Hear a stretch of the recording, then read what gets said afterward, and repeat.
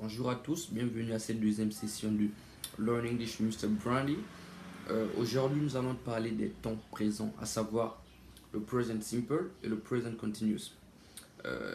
D'entrée de jeu, il faut savoir que lorsque l'on veut exprimer une action au présent en anglais, on utilise deux temps, à savoir le present simple et le present continuous, comme je vous le disais. Et quand est-ce qu'il faut utiliser le simple present? Quand est-ce qu'il faut utiliser le present continuous? Nous allons le voir dans quelques instants. Commençons par le present simple. Nous n'allons pas nous attarder sur la conjugaison du simple present parce que l'on considère que ce sont des éléments basiques.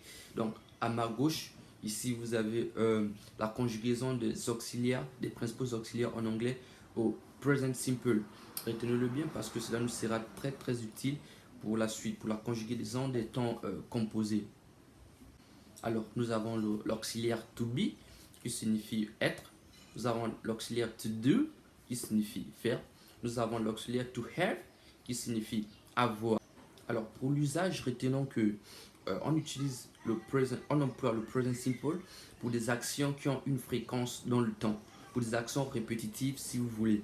Pour ce faire, vous allez remarquer que dans la plupart des phrases au simple present, vous allez retrouver des adverbes tels que often, qui signifie souvent, never, qui signifie jamais, sometimes, qui signifie quelquefois, seldom, qui signifie rarement, ou rarely, d'accord? Vous remarquez bien que ces adverbes sont des adverbes qui indiquent, voilà, une fréquence dans le temps.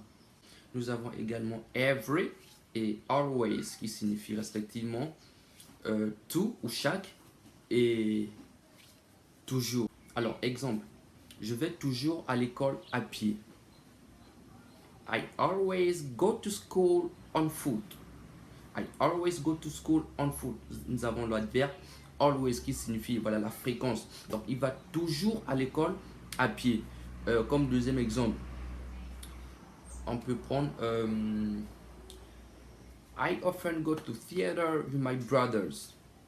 I often go to theater with my brothers. Je vais souvent au cinéma ou assister au théâtre avec mes frères. Il aide rarement les gens. Il aide rarement les gens. En anglais, ça va donner ceci. He seldom helps people. He seldom helps people. Alors, vous remarquez, l'adverbe se place toujours avant le verbe. He seldom helps people. Alors, nous avons vu comment on conjugue les auxiliaires au simple present en anglais. Alors, pour les verbes irréguliers, la conjugaison, elle est très simple. Il suffit simplement de répertorier le verbe tel qu'il est à toutes les personnes, sauf à la troisième personne. Alors, la modification qui intervient à la troisième personne du singulier, retenez-le, c'est simplement ajouter un S à la fin du verbe. Ajouter un S, voilà, à la fin du verbe. Et également, il y a une remarque qu'il ne faut pas voilà, négliger. Pour les verbes qui se terminent par S, CH, X, SH, voilà, et O, avant d'ajouter le S, le S, il est précédé d'un E. Par exemple, to go, qui signifie aller, on va dire he goes. Retenez-le. Et par exemple, le verbe to fix, on va dire she fixes. Yeah. Vous devez d'abord ajouter un E avant de mettre le S à la troisième personne du singulier. Comme exemple, on va dire ma soeur regarde la télévision toutes les nuits. Ma soeur regarde la télévision toutes les nuits. En anglais, ça donnera ceci. My sister watches TV every night. My sister watches TV every night. Pierre va à l'école tous les jours à pied. Peter goes to school every day on foot. Peter goes to school every day on foot. Alors, pour poser une question en anglais au simple present, il suffit simplement de placer l'auxiliaire to do conjugué à la personne qui convient. L'auxiliaire to do, conjugué à la personne qui convient plus le sujet, plus le verbe. Donc, pour notre exemple, on va par exemple poser la question Do you go to school on foot? Do you go? Donc, auxiliaire, sujet, verbe. Do you go? Do you go to school? Does she speak with you? Alors, on ne va plus dire Does she speaks, parce qu'on a déjà conjugué l'auxiliaire to do. On ne dira pas do, she, mais does she. Does she speak with you? Does your brother speak English? Does your brother speak English? À la forme négative, c'est simplement le sujet plus l'auxiliaire to do conjugué, plus not, plus le verbe. Le verbe à conjuguer. Par exemple, she doesn't go to school on board a car. She doesn't go to school on board a car. My sister doesn't go to church. My sister doesn't go to church. My classmates aren't polite. My classmates aren't polite. Alors, avant de passer à la deuxième partie de notre séance, nous allons d'abord répondre à cette énigme ou à cette question si vous voulez bien. Alors, en anglais, how many time Nelson Mandela spent on jail?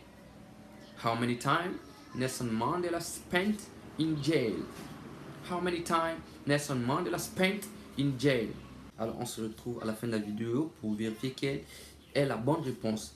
Alors, après cette courte transition, nous allons nous attaquer au present continuous. Alors pour la structure, retenez simplement que pour conjuguer un verbe au present continuous, il suffit de conjuguer l'auxiliaire to be au simple present qu'on vient précédemment de voir, suivi du verbe plus ing. Je répète, pour conjuguer un verbe au present continuous, il suffit de conjuguer l'auxiliaire to be au simple present, suivi du verbe à conjuguer plus ing. Par exemple, on va dire je suis en train de parler. Au present continuous, ça va donner I am speaking. Retenez-le. L'auxiliaire to be à la première personne singulier au simple present, c'est I am. Donc je conjugue d'abord cet auxiliaire to be au present simple, suivi du verbe speak, parler, plus ing. I am speaking. D'accord? Alors ici à ma gauche, vous avez la conjugaison de quelques verbes à la plus au hasard au present continuous. Alors pour l'usage, retenez que on emploie le present continuous ou encore le présent progressif en français pour exprimer des actions qui se déroulent au moment où l'on parle. C'est la raison pour laquelle vous allez voir les adverbes comme look, qui signifie regarde. Look, the car is arriving. Look, the car is arriving. Regarde, la voiture est en train d'arriver, l'action se déroule au moment où l'on parle. Listen, listen, mom is singing in the bathroom. Listen, mom is singing in the bathroom.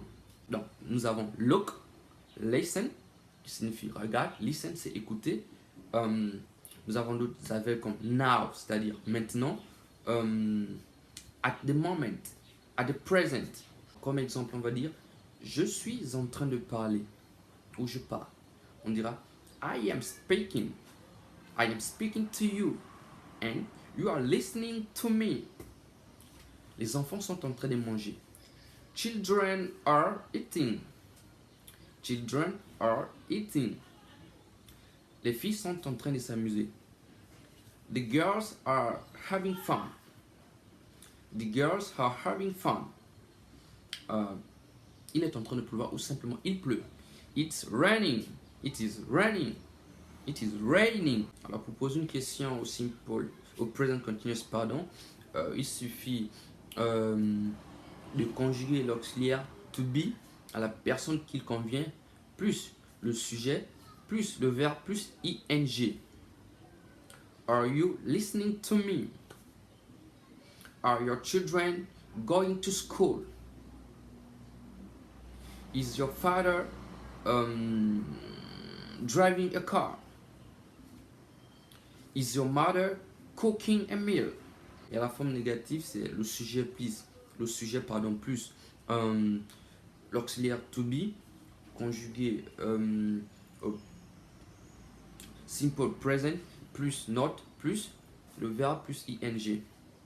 Donc on dira my mother is not cooking.